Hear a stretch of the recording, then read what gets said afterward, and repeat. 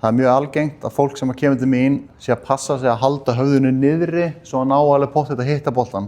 Það er í raun og veru ekki svo einfalt eða svo flókið.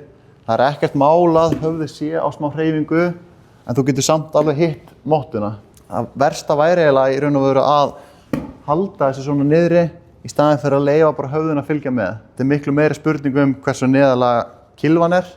Þannig að sýna ykkur 2 dæmi. Til dæmis að ég myndi núna ætla að halda höfðinu niðri, þá get ég samt alveg toppa hann alveg eins og þeir sem eru í vandræðum með þetta. Þannig ég fer hérna, held höfðinu alveg niðri og ég toppa hann samt sem aður.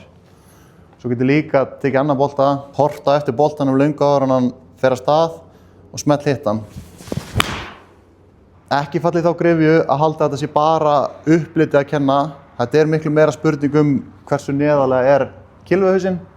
Það er margt sem getur haft áhrif á það, en þetta hérna er ekki að fara að breyta miklu.